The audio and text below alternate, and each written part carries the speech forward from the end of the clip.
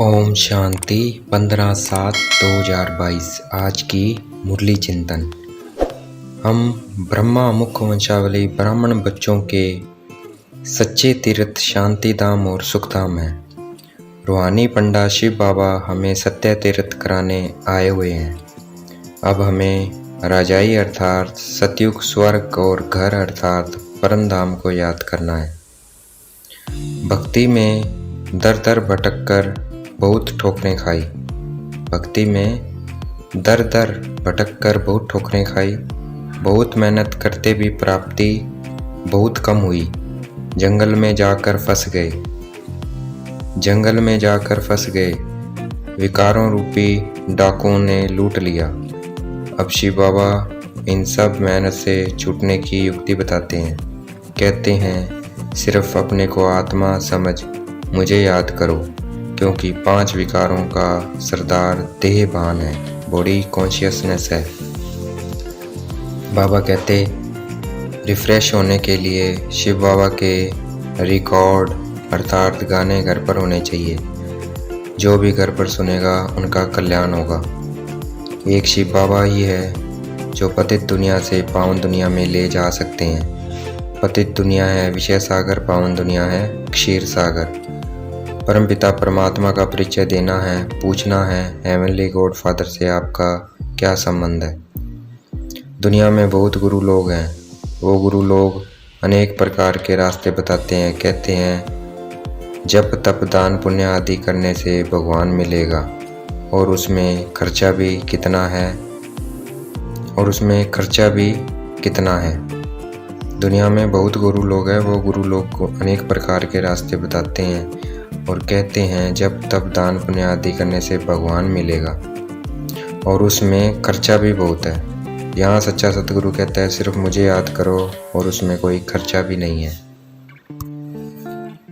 बाबा कहते जो मैं तुम्हें श्रीमत देता हूँ उस पर तुम्हें चलना है, उस पर तुम्हें चलना पड़ेगा, क्योंकि इस श्रीमत से ही भारत श्रेष्ठ बनता है, महान बनता है। भारत को ही पैराडाइज कहते हैं जो भगवान की श्रीमत से बनता है।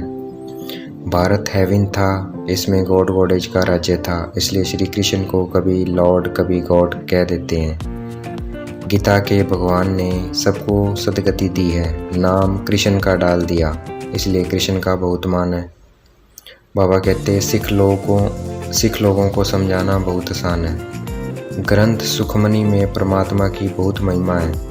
कि क्या महिमा है कि परमात्मा आकर सचखंड की स्थापना करते हैं और मनुष्य को ऐसा सच्चा बनाते हैं। सिख लोग अकाल तख्त को भी मानते हैं, कहते भी हैं सत श्री अकाल का तख्त है ये। परंतु बेचारों को कुछ भी पता नहीं है कि सत श्री अकाल किस तख्त पर बैठता है। सत श्री अकाल आकर बैठता है ब्रह्मा तख्त पर। यह अकाल तख्त है। ज्ञान सागर बाप इसमें बैठ मुक्ति जीवन मुक्ति की राह दिखाते हैं। ब्रह्मांड सृष्टि के आदि मध्य अंत की सब बातें समझाते हैं, जिस बात को कोई नहीं जानता। टीचर पढ़ाता है तो साथ में आशीर्वाद भी होता है। मांगने की ज़रूरत नहीं होती।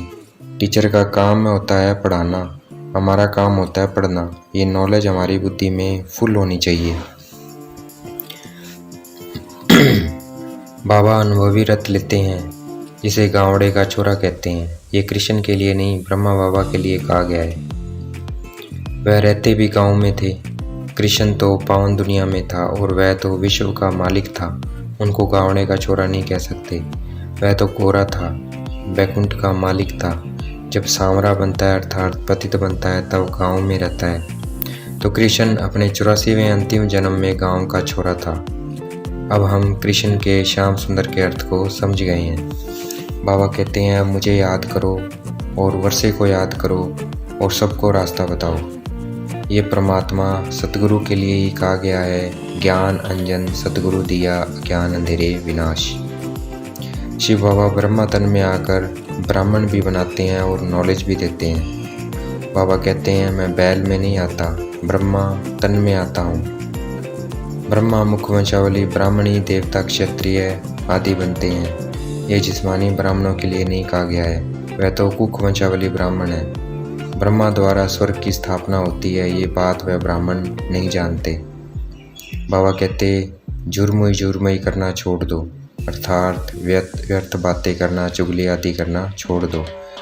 शरीर निर्वाह अर्थ धंधा करना है, बाकी जो समय मिले उसमें मोस्ट बिलव्ड शिव बाबा को याद करना है। आज की मुरली का वरदान, मन बुद्धि की एकाग्रता द्वारा हर कार्य में सफलता प्राप्त करने वाले कर्मयोगी भव। आज की मुरली का स्लोगन, बाप के स्नेह का रिटर्न देने के लिए अंदर से अनासक्त व मनमना भव रहो। बाप के स्नेह का रिटर्न देने के लिए अंदर से अनासक्त व मनमना भव रहो। अच्छा, ओम शांति। शुक्रिया मीठे बाबा, शुक्रिया।